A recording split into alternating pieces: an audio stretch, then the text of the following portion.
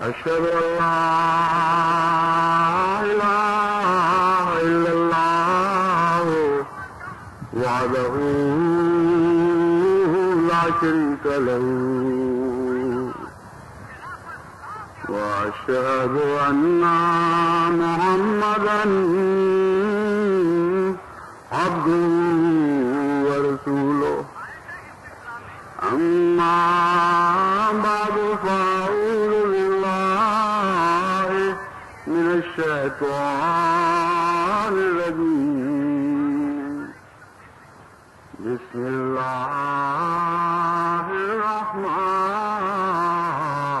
الرحيم الحمد لله رب العالمين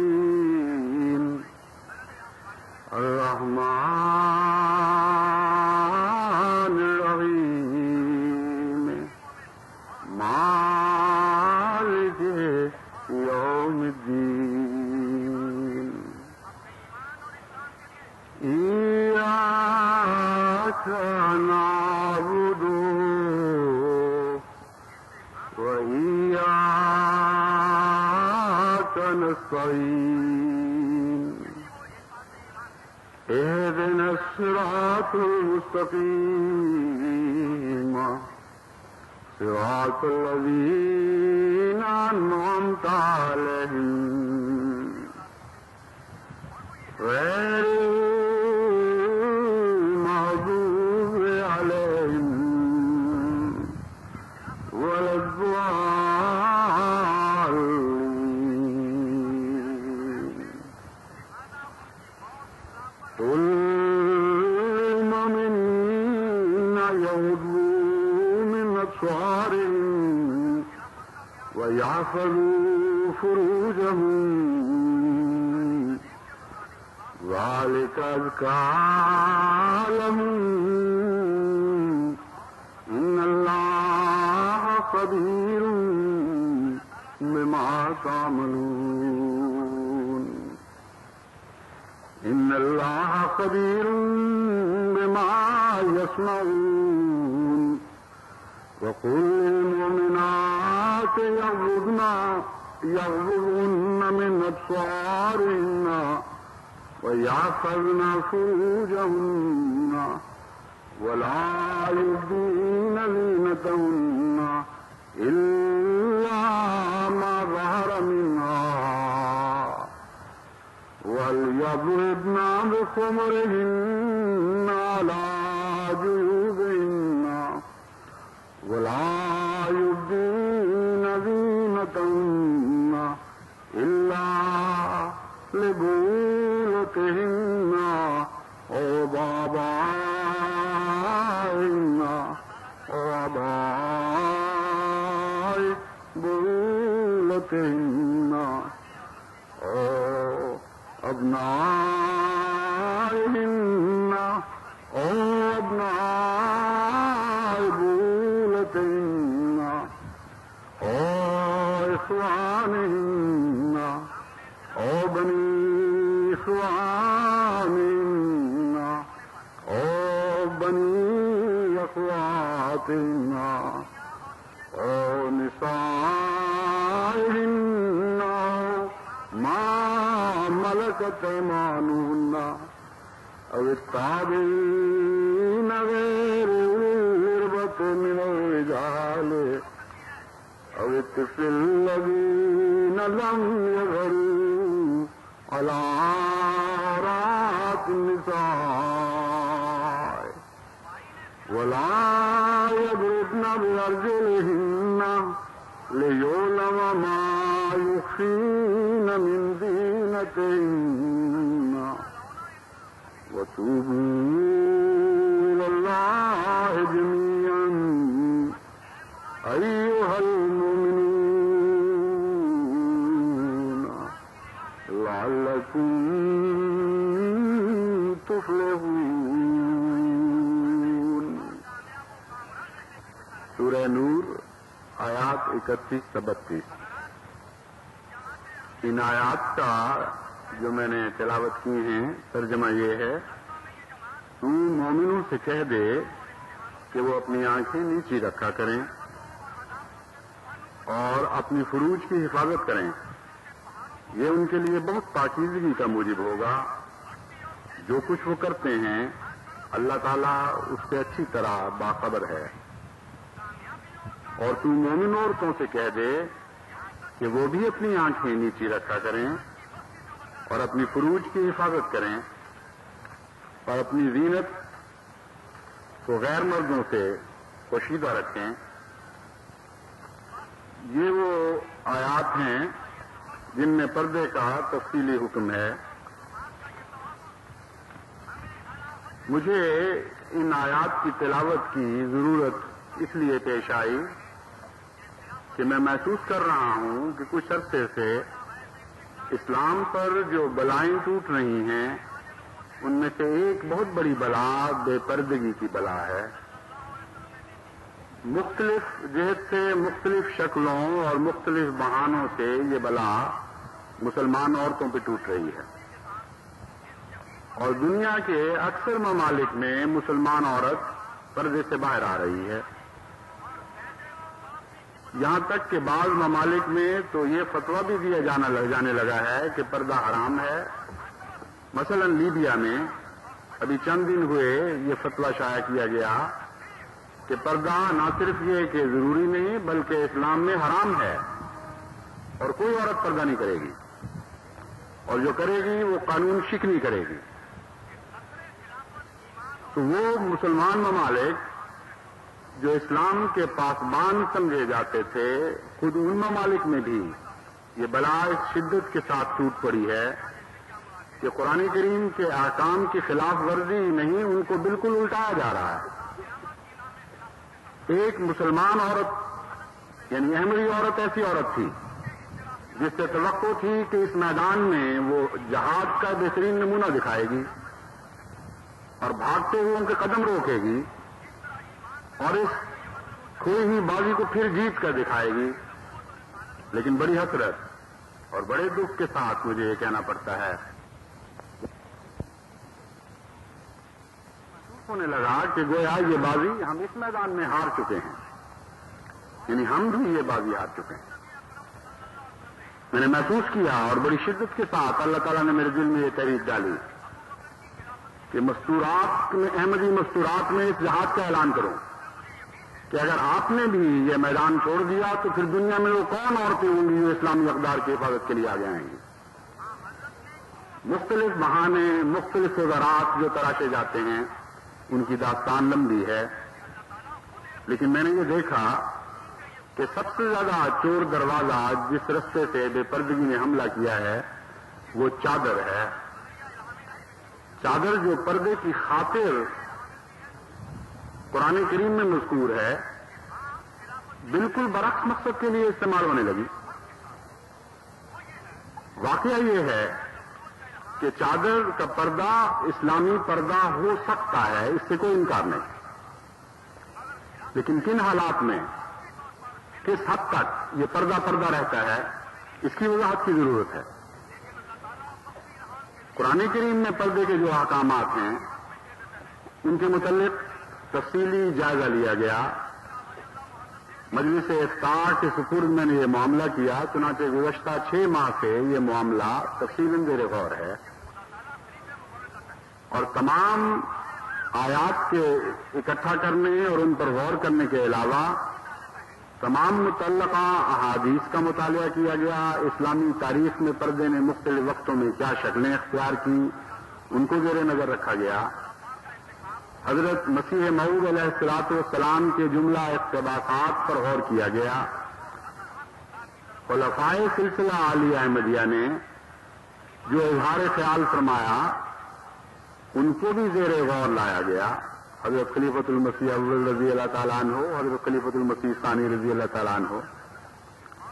اور ان تمام باتوں پر غور کے بعد یہ نتیجہ سامنے آیا کہ اسلام مختلف حالتوں اور مختلف سوسائٹیوں اور ان کی ترقی کی مختلف حالتوں کے پیش نظر اور پھر انسانی ضروریات کے پیش نظر اور پھر کسی سوسائٹی کے عمومی حالات اور کردار کے پیش نظر مختلف قسم کے پردوں کی توقع رکھتا ہے. یعنی ایک ایسا عالمگیر مذہب ہے جو پردے کی ہر امکانی ضرورت کو پیش نظر رکھتا ہے، اور کوئی ایک پہلو بھی ایسا نہیں ہے جو دنیا کی کسی قوم پر وارد ہوا ہو اور اس کا جواب قرآن کریم میں اور سنت نبوی میں نہ ملتا ہو. مثلا ہمارے دیہات میں جو چادر کا پردہ رائج ہے، جس میں گھونگھٹ ہے، حیا ہے، اور چہرے کو جہاں تک ممکن ہو وہ چادر سے لپیٹ کر دائیں بائیں سے شرم اور احتیاط سے چلنے والی عورتیں ہیں، وہ خاوند کو روٹی پہنچانے کے لیے اس کے پاس کھیتوں میں پہنچتی ہیں، پانی بھرنے باہر نکلتی ہیں. یہ اسلام کے مطابق استثناء نہیں ہے، بلکہ اسلام کے پردے کے بنیادی تخیل کا ایک حصہ ہے، اور قرآن کریم اس کے متعلق وضاحت فرماتا ہے. حضرت صلی اللہ علیہ وآلہ وسلم نے یہ مضمون خوب کھول کر بیان فرمایا، اور حضرت مسیح موعود علیہ الصلوۃ والسلام نے بھی قرآن کریم کی ان آیات کے ترجمے میں جو میں نے پڑھی تھی بیان فرمایا کہ ایک پردہ اسلام کا یہ ہے کہ اپنے چہرے کو دائیں اور بائیں سے تھوڑی تک پوری طرح ڈھانک لیا جائے، اور ماتھے کو بھی پوری طرح ڈھانک لیا جائے، اور کوئی سنگھار ایسا نہ کیا جائے کہ جس کے نتیجے میں خواہ بد لوگوں کی نظروں میں انگیخت پیدا ہو. وقار اور تحمل کے ساتھ بغیر سنگھار پٹار کے انسانی ضروریات کی خاطر جن سوسائٹیوں میں عورتیں باہر نکلتی ہیں وہ اسلامی پردہ کر رہی ہیں، مستثنا نہیں ہیں. استثناء تو وہ ہوتا ہے جو قانون کے خلاف ہو. یہ پردہ قانون کے اندر داخل ہے. چنانچہ یورپ میں جو سوسائٹی ہے اس کے متعلق بھی حضرت مسیح موعود علیہ الصلوۃ والسلام نے اس تشریح کے ساتھ بیان فرمایا کہ یہ وہ پردہ ہے جو اہل یورپ کے لیے بھی شاخ نہیں گزر سکتا، بار نہیں گزر سکتا، کیونکہ ان کی سوسائٹی میں عورت نے اقتصادی معاملات میں بہت زیادہ آگے قدم بڑھا لیا ہے اور ان کی اقتصادیات کا ایک حصہ بن چکی ہے. اس لیے اس کو باہر نکلنا پڑتا ہے. اگر وہ عورت کسی قسم کا پردہ کرے تو حضرت اقدس مسیح موعود علیہ الصلوۃ والسلام نے فرمایا کہ وہ عین اسلامی پردہ کر رہی ہوگی. اس سے آگے ایک اور پردہ ہے اور وہ چہرے کا پردہ ہے. حضرت مسیح موعود علیہ الصلوۃ والسلام کی وضاحتوں کی روشنی میں حضرت خلیفۃ المسیح اول رضی اللہ تعالیٰ عنہ نے جب اس بات پر قلم اٹھایا تو بڑی وضاحت کے ساتھ بغیر کسی استثناء کی یہ بات بیان فرمائی کہ چہرے کا پردہ بھی اسلامی پردہ ہے اور اس کی بنیادوں میں داخل ہے. اگر کس سوسائٹی کے لیے اس کی وضاحت کے لیے جب آپ حضرت مسلم موعود کی تفاسیر پر پڑھتی ہیں اور اس موضوع پر جو آپ نے قلم اٹھایا یا بیان فرمایا اس پر غور کرتی ہیں تو آپ کو یہ بات کھل کر سامنے آ جائے گی کہ سوسائٹی کا وہ حصہ جو متمول ہے، سوسائٹی کا وہ حصہ جو عام اصطلاح میں ایڈوانس کہلاتا ہے، ترقی یافتہ، ان کو ہر قسم کی سہولتیں حاصل ہیں، گھروں میں نوکر ہیں، کام کرنے والے، خدمت گزار، ہر قسم کے آرام اور آسائش کے سامان اللہ تعالیٰ نے عطا فرمائے ہوئے ہیں، کوٹھیاں ہیں، بنگلے ہیں، اور بظاہر زندگی کا مقصد اس کے سوا کچھ نظر نہیں آتا کہ وہ اپنے پیسے کو اپنے قلب کے اطمینان کے لیے خرچ کرنے کی راہیں ڈھونڈیں. یعنی یہ ضرورت محسوس نہیں ہوتی کہ ہم زندہ کس طرح رہیں گے، بلکہ یہ ضرورت محسوس ہوتی ہے کہ اللہ تعالیٰ نے جو پیسہ ہمیں عطا فرمایا ہے ہم اس کو کس طرح خرچ کریں کہ اور زیادہ لذت یابی کے سامان پیدا ہوں. یہ وہ سوسائٹی ہے جس کے متعلق حکم ہے کہ وہ جہاں تک ہو سکے وہ اپنے چہرے کو ڈھانپیں، سنگھار وغیرہ کر کے باہر نہ نکلیں. بے ضرورت اور بے مقصد جب وہ دنیا میں نکلیں گی تو اس کے شدید نقصان سوسائٹی کو پہنچیں گے. اور آج کل جبکہ ہر طرف گندگی پھیل رہی ہے اور گھروں کے امن اٹھ رہے ہیں، اس وقت زیادہ احتیاط کا تقاضا یہ ہے کہ ایسی عورتیں پورا پردہ کریں. اب برقع ٹھیک ہے کہ اسلامی پردہ نہیں، لیکن حالات اور موقع کے مطابق خلفاء کا یہ کام رہا ہے اور یہ فرض ہے کہ وہ اس معاملے میں انتظامی فیصلے کریں. اگر ایک برقع ایک سوسائٹی میں رائج ہے اور چادر اس کی جگہ لے رہی ہے تو دیکھنا یہ پڑے گا کہ اس سے اسلامی پردے کو کوئی نقصان پہنچتا ہے کہ نہیں. اگر کوئی نقصان نہیں پہنچتا تو اس وقت کا فیصلہ یہی ہوگا کہ کوئی حرج نہیں. لیکن اگر واضح طور پر یقینی طور پر قدم ضلالت اور گمراہی کی طرف اٹھائے ہوں اور خطرہ یہ پیدا ہو رہا ہو کہ رفتہ رفتہ پردہ اٹھ جائے گا پھر برقع نہیں اٹھے گا، اس وقت کا خلیفہ اگر قدم نہیں اٹھاتا تو وہ مجرم ہوگا اور خدا کے سامنے جواب دے ہوگا. اس لیے لازماً میرا فرض ہے کہ ان تمام حالات پر غور کر کے ایک انتظامی فیصلہ کروں. برقعے کے حالات بعض سوسائٹیوں میں بہت اہمیت اختیار کر چکے ہیں. دیکھنا یہ ہے کہ برقعے سے باہر آنے والا رخ کیا ہے اور برقعے کے اندر داخل ہونے والا رخ کیا ہے. یہ دو مختلف اور متضاد شکلیں ہیں جو میں آپ کے سامنے کھول کر رکھنا چاہتا ہوں. جن سوسائٹیوں میں برقع رائج رہا ہے نسل بعد نسل، مثلا خاندان اقدس حضرت مسیح موعود علیہ الصلوۃ والسلام نے، ہم نے حضرت اماں جان کو دیکھا، آپ کی اولاد کو دیکھا، حضرت مسلم موعود کو اور آپ کی اولاد کو دیکھا، حضرت مرزا بشیر احمد صاحب رضی اللہ تعالیٰ عنہ اور دوسرے خاندان کے وہ افراد جو پارٹیشن سے پہلے تک وہاں پیدا ہوئے اور اس ماحول میں انہوں نے پرورش پائی، ان کو دیکھا. وہ سارے برقعے میں ملبوس ہوتے تھے. آزادی سے دنیا کی زندگیوں میں اور دلچسپیوں میں حصہ لینے سے ان کو نہیں روکا گیا.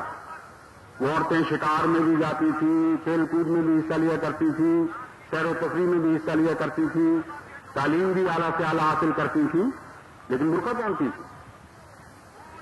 اس دور میں اگر ان کے بچے اور بچیاں یہ دیکھیں کہ ان کی ماؤں نے چادریں لی ہیں اور چادروں کی شکل یہ بن گئی ہے کہ اپنوں کے سامنے وہ زیادہ شدت کے ساتھ لپٹی جاتی ہے اور غیروں میں نکلتی ہیں تو چادریں ڈھلک جاتی ہیں اور کندھوں پہ جا پڑتی.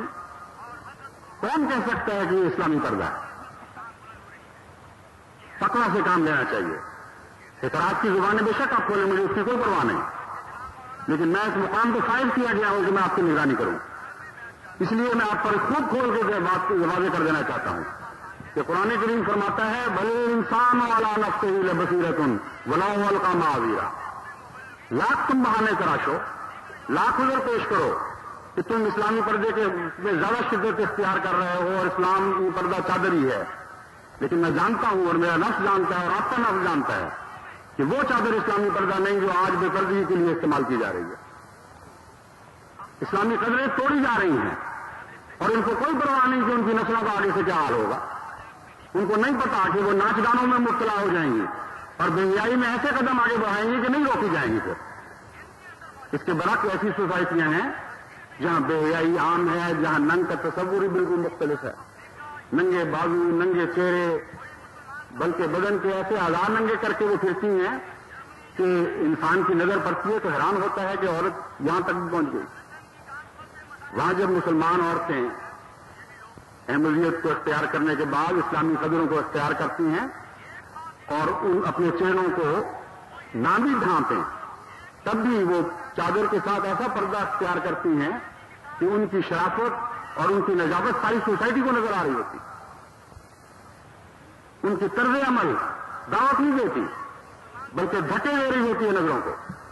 اس سوسائٹی میں وہ بین نہیں اسلامی پردہ اور استثناء نہیں ہے.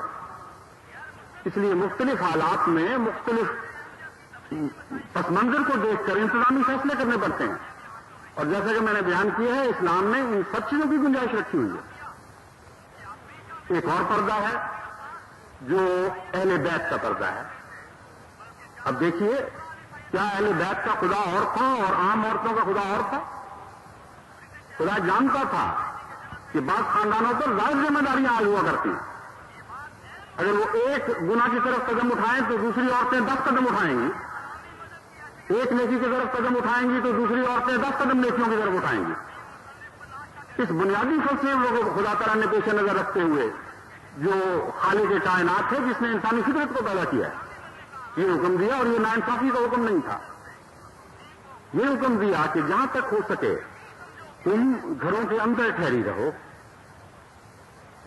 بے ضرورت باہر ہی نہ نکلو، اور نکلو تو پوری طرح اپنے آپ کو ڈھانپ کر، اور ہرگز موقع نہ دو کسی کو کہ تمہارے چہروں کو دیکھے اور بد نظر سے ان پاک چہروں کو ناپاک کرنے کی کوشش کرے۔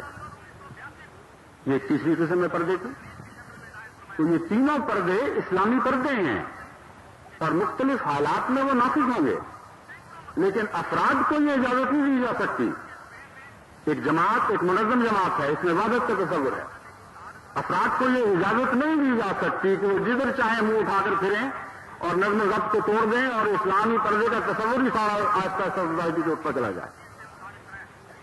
یہ وہ وجوہات ہیں جن کے پیش نظر میں نے اس دفعہ یہ ہدایت دی وزارت اصلاح و ارشاد کو بھی اور لجنہ کو بھی کہ سب سے پہلے اسٹیج پر آپ پابندی کریں، اور خصوصیت کے ساتھ حضرت مسیح موعود علیہ الصلوۃ والسلام کی خاندان کی مستورات پر سختی کریں۔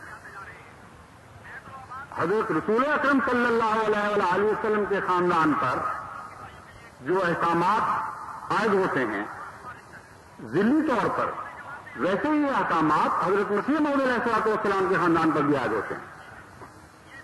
اگر ان سے یہ سلوک ہو کہ وہ چاہے پردے کا احترام کریں یا نہ کریں، ان کو اسٹیجوں کے ٹکٹ مل رہے ہوں اور لجنہ کی خدمت کرنے والی مستورات، قربانی کرنے والی مستورات، پردے میں رہ کر اسلام کے لیے اپنا سب کچھ پیش کرنے والی مستورات، ہاتھوں سے زیور اتار دینے والی مستورات، یہ باہر بیٹھی ہوئی نیچے، اور یہ تصور قائم ہو گویا کہ اعلیٰ اور ماڈرن سوسائٹی کا کام ہے وہ اسٹیج کا ٹکٹ لے لے اور دوسری غریب احمدی عورتوں کا کام ہے کہ وہ سامنے زمین پہ بیٹھ جائیں۔ یہ باطل تصور ہے۔ ہمیشہ کے لیے اگر کسی کے دماغ سے یہ چیز میں کیڑا ہے تو نکال دو اس کیڑے، ہرگز ایسا نہیں ہوگا۔ تقویٰ معیار ہے۔ قرآن کریم فرماتا ہے ان اکرمکم عند اللہ اتقاکم، خبردار ہم نے تمہیں شعوب بنایا، قبائل بنایا، مختلف تقسیمیں کی، لیکن اللہ کے نزدیک متقی کے سوا کوئی عزت کے لائق نہیں ہے۔ بس اگر جماعت تقویٰ کے معیار کی حفاظت نہیں کرے گی تو کسی قدر کی بھی حفاظت نہیں ہو سکے گی۔ یہ تو بنیاد ہے مومن کی، یہ تو اسلام کی جڑیں ہیں تقویٰ۔ حضرت مسیح موعود علیہ الصلوۃ والسلام فرماتے ہیں اگر یہ جڑ رہی سب کچھ رہا۔ تقویٰ ہی وہ ہے جس کے نتیجے میں سارے اسلام کا دانا مانا قائم رہتا ہے۔ یہ بہار جو اسلام کے چہرے پر آتی ہے تقویٰ کے نتیجے میں پیدا ہوتی ہے۔ یہ تقویٰ کی جڑیں چوستی ہیں زمین کا رس اور پھر ان کو آسمانی کیفیتوں میں تبدیل کرتی چلی جاتی ہیں۔ اس لیے بہرحال تقویٰ کا کام یہ ہے کہ انصاف کے تقاضوں کو پورا کیا جائے۔ کچھ بے احتیاطیاں بھی ہو جاتی ہیں ایسے موقعوں پر۔ مثلا بعض علاقے ایسے ہیں جن علاقوں میں برقع رائج نہیں ہے بلکہ چادر رائج ہے، اور کچھ مستورات ایسی ہیں جو چادر سے برقعے کی نسبت زیادہ اپنی حفاظت کرتی ہیں۔ جماعت کا کام ہے کہ نگرانی کرے ان باتوں کی، دیکھے کہ کہاں کہاں وہ علاقے ہیں اور جو چادر لے رہی ہیں ان کا طریقہ کار کیا ہے، کیا وہ فیشن کی غلامیں ہیں یا واقعتاً ضرورت کی غلام ہیں اور مجبور ہیں، اور پوری طرح اپنی حفاظت کرتی ہیں۔ پھر اگر وہ چادر لیتی ہیں تو یہ ان کا کام ہے۔ ان جماعت کا نظام اگر فیصلہ کرتا ہے ایسی مستورات کے متعلق تو کوئی حرج نہیں ہے، کیونکہ وہ اپنے لیے زیادہ مصیبت مول لیتی ہیں۔ واقعتاً اگر کوئی عورت پوری طرح پردہ کرنا چاہے تو برقع آسان ہے بنسبت چادر کے۔ چادر تو ڈھلکتی ہے، اس کو سنبھالنا پڑتا ہے، گھونگھٹ کھینچنا پڑتا ہے، اور کئی قسم کی مصیبتیں ساتھ لگی ہوئی ہیں۔ بڑی مشکل کے ساتھ چادر کے ساتھ انسان اپنے پردے کی حفاظت کرتا ہے۔ برقع تو ایک آسان طریق تھا، بس اگر وہ ماڈرن سوسائٹی کے اثرات یا ان کی باتوں سے متاثر ہوئے بغیر بعض علاقوں کے رواج کی پیش نظر ایسا کرتی ہیں تو جماعت کا کام ہے، ہم تحقیق کریں گے انشاءاللہ تعالی، اور جماعتی نظام کے تابع ان کو اجازت دی جائے گی، لیکن اسی حد تک جس حد تک ان کا پردہ اسلامی ہے۔ اگر وہی چادریں خطرہ محسوس ہوا کہ ان کی بچیاں غلط استعمال کرنے لگی ہیں، نئی سوسائٹی میں آ کر اس کے بد اثرات ظاہر ہونے شروع ہو گئے ہیں، تو اس سے بھی روک دیا جائے گا۔ تو بعض ایسی عورتوں کو بھی ممکن ہے ٹکٹ نہ ملا ہو جو حق رکھتی ہوں اور ان کے دل میں شکوہ پیدا ہوا ہو۔ جہاں تک اس رپورٹ کا تعلق ہے رد عمل کا. وہ بڑی ٹھنڈا پانی نہیں ہے کہیں؟ ٹھیک ہے. بڑی دلچسپ رپورٹیں آئی ہیں تو میں آپ کو سنانی چاہتا ہوں. ٹھنڈا یہ تیز گرم کر دو. ایک ہماری باجی جان ہے، ان کا شروع سے ہی رجحان پردے میں سختی کی طرف رہا ہے، کیونکہ حضرت مسلم موعود کی تربیت میں جو پہلی نسل ہے ان میں سے وہ ہیں جو گھر میں مسلم موعود کو انہوں نے کرتے دیکھا، جس طرح باہر نکالتے دیکھا بچیوں کو، تو ایسا ان کی فطرت میں رکھ چکا ہے کہ وہ اس عادت سے ہٹ ہی نہیں سکتی. ان کے متعلق بعض ہمارے بچیوں کا یہ خیال ہے کہ اگلے وقتوں کے ہیں یہ لوگ، انہیں کچھ نہ کہو، پاگل ہو گئے ہیں، پرانے وقتوں کے لوگ ہیں، ایسی باتیں کیوں کرتے ہیں. لیکن اگلے وقت کون سے؟ میں تو ان اگلے وقتوں کو جانتا ہوں جو محمد مصطفیٰ صلی اللہ علیہ وسلم کے اگلے وقت ہیں. اس لیے ان کو اگر اگلے وقتوں کو کہہ کر پرانا سمجھ کر کسی نے کچھ کہنا ہے تو اس کی مرضی ہے، وہ جانے اس خدا کا معاملہ جانے. لیکن یہ جو میری بہن ہے یہ واقعتاً تقویٰ پر قائم رہتے ہوئے اس بات پر سختی کرتی تھی. چنانچہ اس دفعہ اسٹیج کے ٹکٹوں کی، خصوصاً ایک حلقے کے ٹکٹوں کی ذمہ داری ان پر عائد کی گئی. وزارت اصلاح اور ارشاد نے جہاں اپنی ذمہ داری کو ادا نہیں کیا، میں نے ان کی جواب طلبی کی ہے، وہاں انہوں نے ذمہ داری کو ادا کیا اور ٹکٹ جاری ہونے کے باوجود روک لیے. چنانچہ نتیجہ یہ نکلا کہ ان کو ہر طرف سے تان و تشنیع کے فون آنے شروع ہوئے. بڑی سختی کی گئی ان کے اوپر. بعض والدین نے گالیاں دیں، بعض بچیوں نے فون کیے کہ یہ تم لوگوں نے کیا چلایا ہوا تھا. میری بیوی کے پاس سے ایک بچی آئی، اس نے کہا یہ چلے گا نہیں معاملہ، کر کے دیکھ لیں. ایک ہماری بچی کے پاس ایک لڑکی یا چند لڑکیاں آئیں، اس سلسلے میں گفتگو ہونے لگی. تو انہوں نے کہا تم تو پردہ بھی کرتی ہو اور گھر سے باہر بھی نہیں نکلتی، اس لیے تمہیں اسٹیج کا نہیں، تمہیں تو صدارت کا ٹکٹ ملنا چاہیے. غرض کے اپنے دل کے جتنے بھی دکھ تھے وہ انہوں نے جس طرح بھی پیش آئی بس چلی، وہ دوسرے کے دلوں کو دکھوں میں تبدیل کرنے کی کوشش کی. چرکا جب عورت لگاتی ہے تو یہی مطلب ہوتا ہے کہ میرے دل کا دکھ میرے دل میں کیوں رہے، میں اپنے دل کا دکھ تمہارے دل میں منتقل کرتی ہوں اور اب میں چھٹی کر جاتی ہوں، عیش کرو جو مرضی کرنا کرو. یہ ساری باتیں جب مجھے پہنچی تو میں نے ان سے کہا کہ آپ کیوں غمگین ہوتی ہیں؟ یہ تو میرا فیصلہ ہے. یہ دل آپ کے، یہ غم آپ کے دل میں بھی نہیں رہنے چاہیے، تو میرے دل میں منتقل ہونے کا حق رکھتے ہیں. آپ مجھے دے دیں، میں جانوں اور میرا خدا جانے. آپ ہر چیز غمگین نہ ہوں، بے فکر ہو کر ان باتوں کی تعمیل کریں جن کا ذمہ دار میں ہوں. آپ پر ان کی کوئی ذمہ داری آدمی ہوتی. اس وقت مجھے خیال آیا کہ آغاز اسلام میں بھی تو یہی ہوتا تھا. میں کیا اور میری بساط کیا، میں تو حضرت محمد مصطفیٰ صلی اللہ علیہ وآلہ وسلم کے غلاموں کا غلام ہوں. گناہگار اور کمزور انسان نہیں جانتا کہ کیوں اللہ تعالیٰ نے مجھے اس منصب پر فائز فرمایا. لیکن جیسا بھی میں تھا اور جیسا بھی میں ہوں، میں کمزور انسان ہوں اور اس منصب کی ذمہ داریاں لازماً ادا کرنے کی کوشش کروں گا. مجھے دنیا کی باتوں کی کوئی پرواہ نہیں. میں اتنی طاقت نہیں رکھتا کہ مرنے کے بعد خدا کے حضور جواب دوں. اس لیے دنیا کی باتیں میں برداشت کروں گا، خدا کی جواب دہی مجھے قبول نہیں ہے. میں نے ان سے کہا کہ آپ بے فکر رہیں. اس سے پہلے حضرت محمد مصطفیٰ صلی اللہ علیہ وسلم کو بھی باتیں کرنے والوں کی زبانوں نے نہیں چھوڑا، تو ہم کیا حیثیت رکھتے ہیں؟ مختلف فیصلے مختلف نیتوں کے ساتھ کیے جاتے ہیں اور مختلف نیتیں ان کی طرف منسوخ کر دی جاتی ہیں. چنانچہ حضرت صلی اللہ علیہ وسلم جب فتح مکہ کے بعد اور غزوات سے فارغ ہو کر مدینے واپس جانے لگے تو اس سے پہلے ایک واقعہ ہوا. حضور صلی اللہ علیہ وسلم نے ان مہاجرین کو جو واپس مکے میں اپنے گھروں میں آباد ہو رہے تھے مال و غنیمت میں سے بہت کچھ دیا، اور وہ انصار جو ساتھ آئے تھے وہاں سے وہ تقریباً خالی ہاتھ رہے.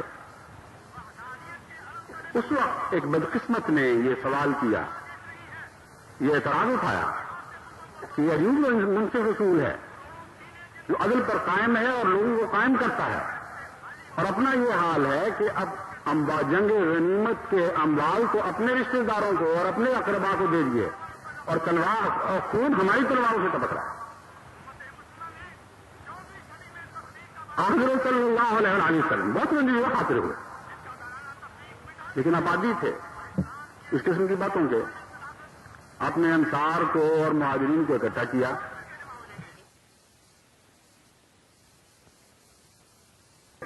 اور تلوار اور خون ہماری تلواروں سے ٹپک رہا ہے. حضرت صلی اللہ علیہ وسلم بہت منظور خاطر ہوئے، لیکن آبادی تھے اس قسم کی باتوں کے. آپ نے انصار کو اور مہاجرین کو اکٹھا کیا اور فرمایا کہ دیکھو یہ بات مجھ تک پہنچی ہے. ایک جاہل انصاری تھا جس سے یہ بات ہوئی. جب یہ بات سنی تو انصار سے گھاڑے مار مار کے رونے لگے. یا رسول اللہ، ہمارا قصور نہیں، ہم میں سے ایک جاہل نے یہ بات کر دی. آپ نے فرمایا نہیں سنو تو صحیح. اس نے یہ دیکھا اور اس کے دل میں یہ خیال پیدا ہوا، میرا فرض ہے کہ میں تمہیں بتاؤں کہ میری نیت کیا تھی. آپ نے فرمایا کہ میرا یہ فیصلہ تھا کہ میں اس وطن میں اب نہیں ٹھہروں گا جہاں سے نکالا گیا تھا. میں ان انصار بھائیوں میں واپس چلا جاؤں گا جنہوں نے میری مدد کی تھی ہجرت کے وقت. اس لیے میں نے سوچا کہ مال غنیمت اور دنیا کی چیزیں تو ان لوگوں کو دے جاؤں اور خدا کا رسول تمہارے ساتھ چل پڑے. بس تم یہ بھی تو کہہ سکتے تھے یہ تو مال مویشی ہانگ کر لوٹ رہے ہیں اور ہم محمد مصطفیٰ صلی اللہ علیہ وسلم کو ساتھ لے کر جا رہے ہیں جن کی خاطر کائنات کو پیدا کیا گیا. ایک ایسا بھی رد عمل ہوتا ہے. ایک بچی کے والد نے مجھے خط لکھا اور انہوں نے کہا، خط میں لکھا کہ 52 سال حضرت مسلم موعود کے ساتھ میں نے زندگی کا وقت گزارا. بڑے محسن تھے، بڑا ہی احسان کا سلوک فرمایا کرتے تھے. پھر 17 سال میں نے حضرت خلیفۃ المسیح ثالث کے ساتھ زندگی کا وقت گزارا.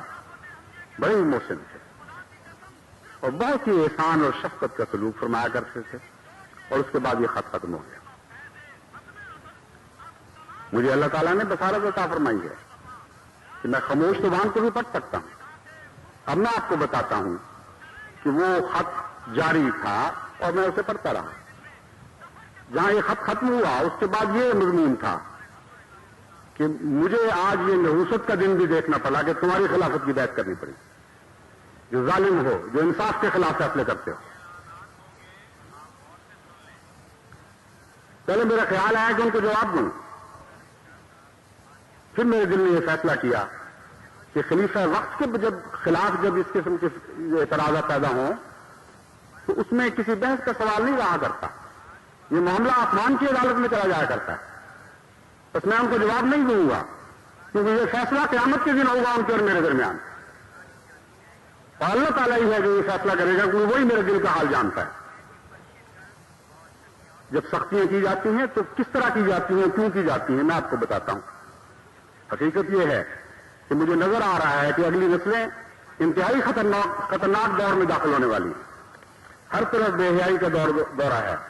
ہر طرف ایسے حالات پیدا ہو رہے ہیں کہ اگر آپ نے پردوں کی خاص حفاظت نہ کی تو اتنے خطرناک حالات سے آپ کی اگلی نسلیں دوچار ہوں گی کہ آپ حسرت سے دیکھیں گی اور ان کو واپس نہیں بلا سکیں گے. زندگی کے فیشن سے دور جا رہے ہیں آپ. وہ زندگی کا فیشن جس کا حضرت مسیح موعود علیہ الصلوۃ والسلام کے اعلان میں ذکر ہے. اور جب آپ کو آپ کی خاطر روکا جاتا ہے تو آپ جواب میں زخم لگا کر، چرکے لگا کر اپنے دکھ دوسروں میں منتقل کرنے کی کوشش کرتے ہیں. کیوں میں نے ایسا کیا؟ اس لیے کہ قرآن کریم فرماتا ہے ان الذین یحبون ان تشیع الفاحشۃ فی الذین آمنوا لهم عذاب علیم فی الدنیا والآخرہ واللہ یعلم وانتم لا تعلمون. یقیناً وہ لوگ جو چاہتے ہیں کہ مومنوں میں بے حیائی کو پھیلائیں، ان کے لیے اس دنیا میں بھی دردناک عذاب مقدر ہے. صرف آخرت کا عذاب نہیں ہے، اس دنیا میں بھی دردناک عذاب مقدر ہے، وہ فی الآخرہ اور آخرت میں بھی ہے. واللہ یعلم وانتم لا تعلمون. اللہ جانتا ہے اور تم نہیں جانتے ان حالات کے کیا بد نتائج پیدا ہونے والے. پھر فرماتا ہے وَلَوْلَا فَضْلُ اللَّهِ عَلَيْكُمْ وَرَحْمَتُهُ مَا زَكَىٰ مِنكُم مِّنْ أَحَدٍ أَبَدًا وَلَٰكِنَّ اللَّهَ يُزَكِّي مَن يَشَاءُ وَاللَّهُ سَمِيعٌ علیم. کہ دیکھو یہ سارے پردے کی کوششیں، احکامات، انسانی قدروں کی حفاظت اور اسلامی معاشرے کی حفاظت کی کوششیں، یہ ساری تمہیں پاک کرنے کی خاطر تو کی جاتی ہیں، لیکن یاد رکھو کہ اگر اللہ کا فضل تم پر نہ ہو اور اس کی رحمت شامل حال نہ ہو تو تم میں سے کبھی کوئی پاک نہیں ہو سکتا. وَلَٰكِنَّ اللَّهَ يُزَكِّي مَن يَشَاءُ. اللہ جسے چاہتا ہے پاک کرتا ہے. وَاللَّهُ سَمِيعٌ عَلِيمٌ. اور اللہ تعالیٰ بہت سننے والا اور جاننے والا ہے. یہ وہ قرآن کریم کی آیات ہیں جو مجھے مجبور کر رہی ہیں، کیونکہ میں جانتا ہوں اور ایسے حالات میری آنکھوں کے سامنے ہیں باہر کی دنیا میں بھی، جہاں پاکستانی عورتوں نے غیر معاشرے سے متاثر ہو کر بے پردگی شروع کی. چونکہ وہ برقعے سے باہر نکلی تھی، اس لیے ایک ایسی کیفیت پیدا ہوئی کہ ان کی بچیوں نے سمجھا کہ اب پردہ اٹھ گیا ہے اور اس بے احتیاطی کی سزائیں ان کو ملیں. چنانچہ بہت سی ان میں سے ایسی ہیں جو واپس برقعوں میں آئیں. بلکہ امریکہ کی سوسائٹی کا تو یہ حال ہے کہ انہوں نے صرف چادر نہیں لی بلکہ برقع پہننا اس طرح سے. وہ کہتی ہیں کہ اگر ہم برقع نہ پہنیں تو پوری طرح ہم اقدار کی حفاظت نہیں کر سکیں گے. لیکن جب وہ واپس آئیں اس سے پہلے کیا حال ہو چکا تھا. ایسی بھی بعض بچیاں ہیں جو سکھوں کے ساتھ بھاگ گئیں. ایک واقعہ ہے یہ، لیکن بڑا ہی دردناک واقعہ ہے. ایسی بھی بچیاں ہیں جنہوں نے ماں باپ سے آنکھیں پھیری اور عیسائی لڑکوں کے ساتھ بھاگیں. شاید 2 واقعات ایسے ہیں، لیکن ناسور کی طرح دکھ دینے والے واقعات ہیں. یہ وجوہات ہیں جن کی وجہ سے میرا دل بے چین اور بے قرار ہے کہ میں آپ کو بار بار توجہ دلاؤں کہ اسلامی عقیدوں کی حفاظت کے لیے وقت ہے جس میں عادتوں سے بھی بعض دفعہ انسان آگے رہ جاتا ہے. جو چیزیں جائز ہیں وہ بھی خدا کی عبادت ہونی پڑتی، جو کام فرض نہیں ہیں وہ بھی کرنے پڑتے ہیں. ایسے بھی حالات آ جائے گا.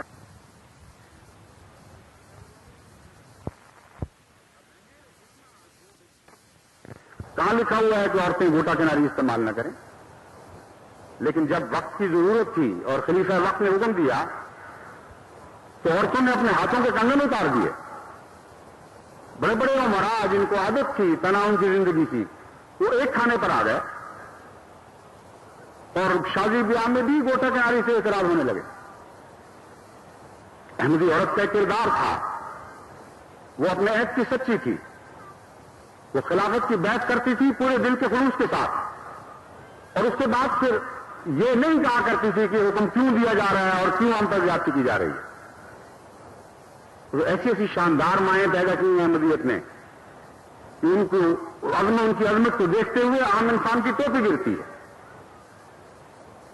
حضرت مسلم ماؤد نے ان واقعات کو مختلف وقتوں میں مختلف شکلوں میں بیان فرمایا، لیکن افسوس ہے کہ وہ باوجود اس کے کہ لجنا ان کو ایک مرتب کر چکی ہے، پھر بھی بہت سے ہیں جو پڑھتے نہیں، ان کو وقت نہیں ان کو ملتا. सोसाइटी की जिंदगियां हैं, उसके तकाज़े हैं, मुलाकातें हैं, एक दूसरे के घर जाना है, इतनी मसरूफियात। उन मसरूफियात के बाद वक्त कहां मिल सकता है किसी को कि वो दीनी मुताला करे। हालांकि जरूरतें ऐसी पेश आने वाली हैं कि आपको भी आहिस्ता आहिस्ता बहुत बड़ी कुर्बानियों के लिए तैयार होना पड़ेगा। बहरहाल हज़रत मुस्लिम मऊद ने मुख्तलिफ वक्तों में जो मुख्तलिफ अहकामात जारी किए, बज़ाहिर उनका मजहब से ताल्लुक भी नहीं था, बराह रास्त मजहब से कोई ताल्लुक नहीं था, लेकिन अहमदी मस्तूरात ने ऐसी ऐसी कुर्बानियां दी हैं कि अकल दंग रह जाती। मुस्लिम लीग के जमाने में जब ये ख्याल खतरा था कि अगर मुस्लिम लीग ना जीती तो पाकिस्तान का वजूद खतरे में पड़ जाएगा, हज़रत मुस्लिम मऊद ने एक आम हुक्म जारी किया कि जिसमें भी ताकत है वो जरूर वोट देने के लिए जाए। अब वो तो एक वाज़ेह बात है कि वोट देना कोई ऐसा इस्लामी फर्ज तो नहीं है कि उसके छोड़ने से किसी इस्लामी हुक्म को टाला जाता है, और फिर जो मजबूर हो बीमार हो उसको तो ऐसे ही इजाजत है। लेकिन एक औरत मचल गई, उसके बच्चा हुआ था चंद दिन पहले, उसके मां बाप रिश्तेदारों ने समझाया कि दीदी ना जाओ, खतरा है। उसने कहा खतरा अपनी जगह होगा, मुझे मेरे कानों में तो इमाम वक्त की आवाज पहुंची हुई है कि मुस्लिम लीग को जिताना और वोट देना। उन्होंने कहा अच्छा फिर यही इलाज है तुम्हारा कि हम ताला लगा जाते हैं बाहर और तुम्हें घर में अकेला छोड़ जाते हैं। सारे घर वाले चले गए ताला लगा के, बहुत उठी और उसने उनके जाने के बाद वावेला शुरू किया। किसी हमसाये के कान में आवाज पड़ी, वो आया, उसने ताला तोड़ा, उसने कहा कि और कोई बात नहीं, मुझे थोड़ी देर के लिए बाहर जाना है, तो बाकी ठीक है। कोई कह के वहां से रवाना हुई। वापसी पे वो काफिला आ रहा था वोट देकर, तो एक झाड़ी में से उन्होंने खून बहता देखा, जाके पता किया तो वही उनकी घर की बच्ची थी। इतनी ताकत नहीं थी कि वो चल सके, तो वहां के रास्ते में इतनी ब्लीडिंग शुरू हो गई कि एक झाड़ी में छुप कर वो लेट गई और वही बेहोश हो गई। उसे उठा के वापस लाए। इस तरह वो लोग बहते किया करते थे, इस तरह तकाजे अदा किया करते थे दीन के। वो खालिस थे अपने ईमान में, कोई उनमें झूठ की मिलानी नहीं थी। ऐसी ऐसी माएं थी जिन्होंने कुर्बानी के हैरत अंगेज मुजाहरे किए हैं इस्लाम की खातिर और बैत का हक अदा करने के लिए। और मुस्लिम मऊद बयान करते हैं कि पाकिस्तान बनने के बाद जब शुरू में कश्मीर में जहाद हो रहा था तो शदीद जरूरत थी पाकिस्तानी फौज को मुजाहिदीन की। हज़रत मुस्लिम मऊद ने पैगाम भिजवाने शुरू किए देहात में कि जो भी फौज में भर्ती हो सकता है, आज एक खास जरूरत है कौम और मुल्क को, इसलिए आप लोग भर्ती हो। एक जगह आपके करिंदे गए और वहां ऐलान किया, बड़ा अहमदी गांव था, कोई खड़ा नहीं हुआ। फिर उसने कहा, फिर कोई खड़ा नहीं हुआ। एक बेवा औरत थी बड़ी उम्र की, उसका एक ही बच्चा था, वो अपने घर से झांक रही थी ये नजारा। इस कदर उसको जोश आया, उसने अपने बेटे को नाम लेकर कहा कि ओ मेरे बेटे, तू क्यों जवाब नहीं देता, तेरे कान में क्या खलीफा वक्त की आवाज नहीं पड़ रही? चुनांचे उठ खड़ा हुआ, उसने कहा मैं हाजिर हूं। और उसके एक कतरा जिस तरह बारिश का आता है तो पीछे से मूसलाधार बारिश बस बरसने लगती है। सारे जितने जवान थे उठ खड़े हुए, उन्होंने कहा हम भी आ गए। और मुस्लिम मऊद इस वाकया को लिखते हुए कहते हैं कि जब ये इत्तला मुझ तक पहुंची तो मैंने अपने खुदा के हुजूर एक दुआ की। मैंने कहा मेरे अल्लाह, मेरी आवाज पर उस बेवा ने अपना एक ही बेटा पेश कर दिया जो शादी की उम्र से भी गुजर चुकी है, फिर औलाद की कोई तवक्को नहीं है। मैं तेरी अजमत और जलाल की दुआ ही देता हूं, अगर कुर्बानी लेनी है तूने तो मेरे बेटे ज़िबा हो जाए, उस औरत का बेटा बचाया जाए। ये हैं वो अहमदी खास ख्वातीन और मसूरात जो अहद बैत को निभाने वाली हैं। बस अगर कुछ बेटियां इन शिद्दतों की वजह से और इन सख्तियों की वजह से रूठ कर पीठ दिखाकर बाहर जाती हैं तो गम तो मुझे उनका जरूर होगा, लेकिन दीन की गैरत मुझे बताती है کہ خدا کے دین کو ان کی ضرورت نہیں ہے. مسیح موعود علیہ السلام کی ایک بیٹی اگر جائے گی تو خدا سینکڑوں ایسی بیٹیاں عطا فرمائے گا جو زیادہ وفادار ہوں گی, زیادہ حیادار ہوں گی, زیادہ دین کی خاطر قربانیاں کرنے والی ہوں گی, قانتات ہوں گی, حافظات ہوں گی, اور مرتے دم تک اپنے عہد و بیعت کو نبھانے والی ہوں گی. اس لیے دین کو تو ان کی کوئی ضرورت نہیں. ہاں, میرے دل کے غم اپنی جگہ ہوں گے, کیونکہ میں تو یہ بھی برداشت نہیں کر سکتا کہ ایک بچی بھی ضائع ہو. جب یہ فیصلے کرنے پڑتے ہیں کہ وقت آ گیا ہے کہ فلاں کو جماعت سے نکالو, تو کیا آپ کا خیال یہ ہے کہ خلیفہ وقت کو اس کی تکلیف نہیں پہنچتی؟ حضرت رسول کریم صلی اللہ علیہ وآلہ وسلم کو فرماتے ہیں کہ مومن, تمام مومنین مل کر ایک بدن کی طرح ہیں. ایک مومن کو دکھ پہنچتا ہے تو سارے مومنوں کو تکلیف پہنچتی ہے. تو کیا خلیفہ وقت کو آپ ایمان کے اس ادنا معیار سے بھی کم سمجھتی ہیں؟ جب وہ ایسا فیصلہ کرتا ہے, اس کا دل خون ہوتا ہے, وہ دعائیں کرتا ہے, وہ اللہ تعالیٰ کے حضور عاجزی اور گریزاری کرتا ہے کہ خدا بچا, اور مجھے ایسا وقت نہ دیکھنا پڑے کہ میرے ہاتھ کے لیے میری بچی ہے, میری بھائی ضائع ہو. اس کے باوجود اگر کوئی ضائع ہوتا ہے تو پھر انسانی غیرت کا تقاضا, ایمانی غیرت کا تقاضا ہے. اور میں آپ کو کھول کر بتا دیتا ہوں کہ پھر ان کی کوئی پرواہ نہیں کی جائے گی. جو زندگی انہوں نے اپنے لیے پسند کی ہے اس کا نقشہ میں نے آپ کے سامنے کھینچا ہے. اس دنیا میں بھی ان کے لیے عذاب علیم کے سوا کچھ نہیں لکھا جائے گا. میری کوئی بھی حیثیت نہ صحیح ہے, ذاتی حیثیت, مگر میں اس منصب پر فائز ہوں جس کے لیے خدا ہمیشہ غیرت دکھاتا رہا اور ہمیشہ غیرت دکھائے گا. ایک دن بھی خلافت پر ایسا نہیں آئے گا کہ خدا اپنے خلیفہ کے لیے غیرت نہ دکھا رہا ہو. اس لیے اپنے مقام کو سمجھیں. میں ایک عاجز اور حقیر اور ذلیل انسان ہوں, مگر منصب خلافت عاجز اور حقیر اور ذلیل نہیں ہے. اگر آپ اپنے عہد و بیعت میں صادق اور سچی ہوں گی تو اللہ تعالیٰ کے فرشتے آپ پر رحمت نازل فرمائیں گے اور آپ کی نسلوں کی خوشیاں آپ کو ہمیشہ دکھاتے چلے جائیں گے. کن لوگوں کی آپ اولادیں ہیں, کس عظیم اسلام کے پاسبان ہیں, ان کی قدروں کی پاسبان آپ بنائی گئی ہیں. آپ نے پیٹھ پھیری تو پھر کون ان قدروں کی حفاظت کرے گا؟ ابتدائے اسلام میں ایسی ایسی خواتین تھیں جو پورا پردہ کرتی تھیں, باوجود اس کے کہ جب سوسائٹی پاک ہو گئی ہے تو یہ اجازت تھی کہ چہرے کا سامنے کا حصہ کھلا رکھا جائے. جب وہاں گن تھا سوسائٹی میں تو پردے میں بہت زیادہ سختی تھی, جیسا کہ آج کل پسماندہ ممالک میں گند ہے. یعنی نظریں ایسی گندی ہو چکی ہیں, ایسی عادت پڑ چکی ہے کہ یوں لگتا ہے کہ نقاب پھاڑ کے بھی پہنچنے کی کوشش کریں گے.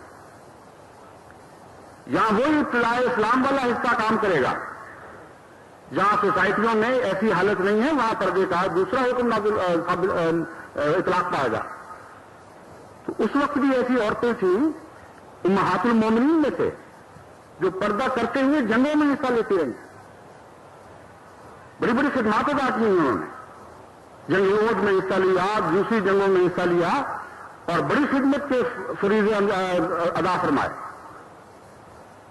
خولہ کا واقعہ آپ نے سنا ہوا ہے. خالد بن ولید کو ایک دفعہ رومیوں کے ساتھ ایک مار کا درپیش تھا جس میں رومیوں کی تعداد بہت زیادہ تھی. اتنی کثیر تعداد تھی کہ خطرہ تھا کہ مسلمانوں کے پاؤں نہ اکڑ جائیں. وہاں مسلمانوں نے ایک نقاب پوش ضلع بختر میں بند سوار کو اس حالت میں دیکھا کہ وہ پلٹ پلٹ کر دشمن کی فوج پر حملے کر رہا ہے اور جیر جاتا ہے, کشتوں کے کشتے لگا دیتا ہے, سمجھ چیر لیتا ہے اور پھر دوسری طرف سے ان سبوں کو چیرتا ہوا واپس نکل آتا ہے. چنانچہ مسلمان لشکر نے آپس میں باتیں شروع کی کہ یہ تو ہمارے سردار خالد بن ولید کے سوا کوئی نہیں ہو سکتا. سیف اللہ کے سوا, اللہ کی تلوار کے ساتھ سوا کس کی شان ہے کہ اس شان کے حملے کرے. اتنے میں انہوں نے دیکھا کہ خالد بن ولید خیمے سے باہر آ رہے ہیں. بڑا تعجب ہوا.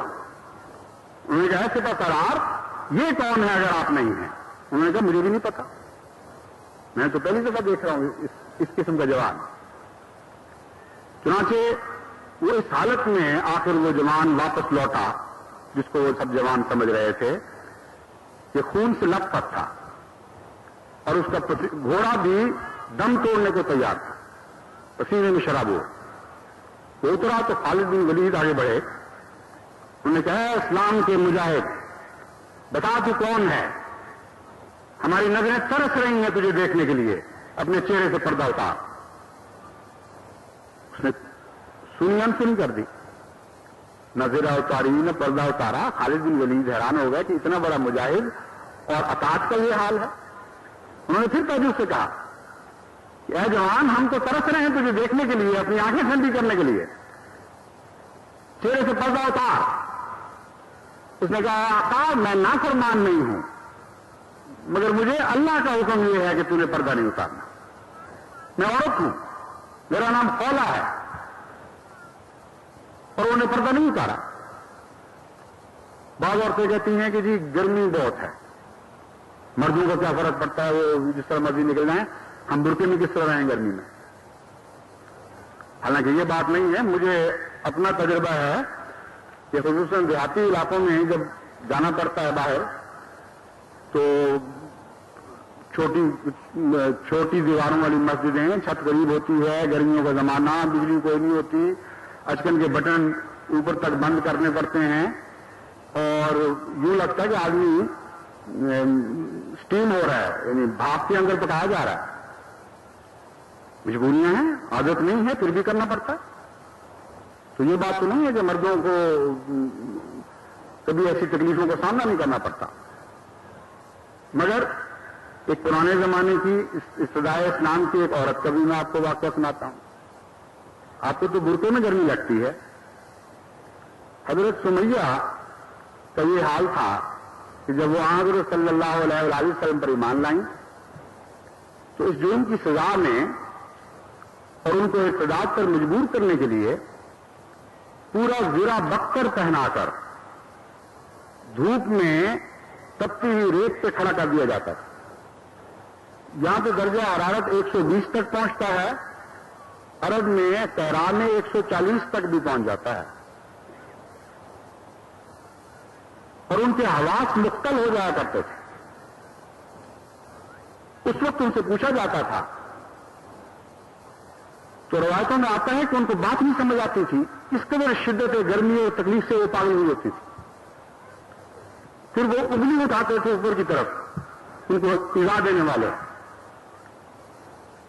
اور تب وہ سمجھتی تھی کہ کہتے ہیں خدا واحد کا انکار کر دو، تو بات کرنے کی تو طاقت نہیں تھی، اس سے ہلا دیا کہتی تھی کہ یہ انکار نہیں ہوگا۔ ایسی بھی پردہ پوش مستورات اسلام میں گزری ہیں۔ پھر حضرت ام شریک کا واقعہ آتا ہے، ان کے ساتھ بھی دشمن یہی سلوک کیا کرتے تھے۔